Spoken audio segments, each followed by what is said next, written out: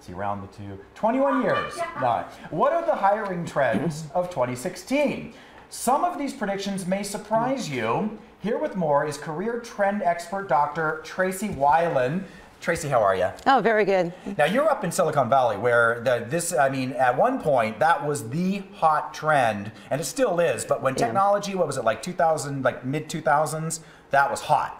Very hot, will continue to be hot, it will just continually evolve. Okay, for sure. But now there's some new stuff that's out, and some of the stuff is old that's kind of new again. Yes, I'm old, I think is a great way for us to talk about, because 1 in 3 of us are over the age of 50. And aging is a $7.1 trillion business. Really?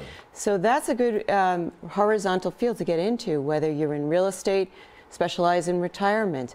If you are a financial planner, specialize in retirement. If you're a personal trainer, specialize in occupational therapy, Parkinson's disease, something along those lines. What about a bingo caller? How about that? Yeah, you could be. That's kind of popular here in Vegas. Okay, so that would be our senior moment. That's how we're going with that. What about you're talking about wellness physical therapists? Like registered nurses? That's right, occupational physical therapists. So our baby boomers have redefined retirement, fitness, health, wellness. I even have on a fitness band. I do too. And there you go. It's big business. So you can actually reinvent yourself even as a personal trainer to think about what are some of the expanded areas I can get into with health and fitness. Yeah, no, and that's an interesting one too. What's your heart rate right now? Can you tell? It's probably like 110. Ooh. Well, yeah, because you're on air. This is not, you're not used to this. I am clinically dead, actually. Okay.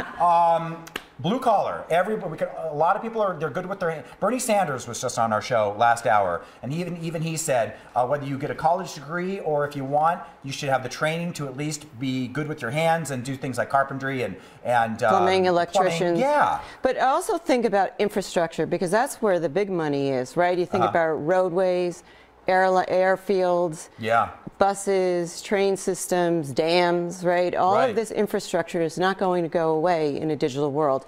So there's jobs there as well. And if you're entrepreneurial and understand finance, you too can become a blue-collar millionaire, just like the TV show.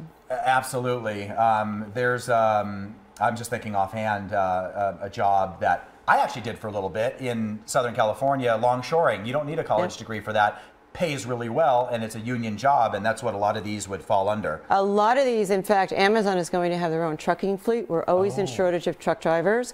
Walmart, they offer tuition reimbursement, great benefit packages, health, family benefits. So it's something to think about. If you haven't found your space yet, don't forget about blue collar and skilled workers. Okay. Here it says, who's the boss? Micropreneurs. What's So a lot of people don't realize that in the United States, over 50% of us are either micropreneurs or working in micro businesses, which it can be a single person. Just here in Vegas, right? I met so many people who are driving Uber, Lyft, renting out rooms through Airbnb, starting markets on Etsy or Zazzle. Right. So because of the digital society, we can create businesses now and have access to cash through crowdfunding, and be able to do that much easier than in the past. And I think that's important for people to think about. Can I be my own boss, and how do I do that? Yeah, absolutely. I'm always shocked at some of these fundraising websites and the concepts that people come up with, and they get money for it. Oh, absolutely. And you can be a creative person. I mean, I just met a woman who has a whole livelihood around her quilt making. Right. And people are bakers, right? I mean, if you have a skill or something that you're a hobby, you can go to market with it. Now, what about franchises? Obviously, I think Starbucks is one that people think of right away. I mentioned Chipotle during the commercial.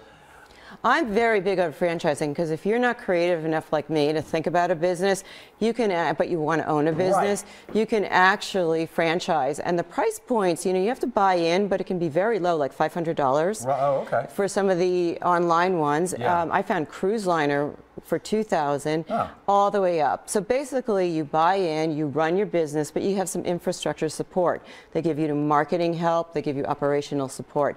So I think franchising is another way to own a business without actually having to go through all the startup costs. I like that. Okay, well, Dr. Tracey Wilen, thanks for joining us and giving us some good tips for 2016. Happy New Year. Happy New Year. All right, Maria out there in the Galaxy Kitchen. Hey.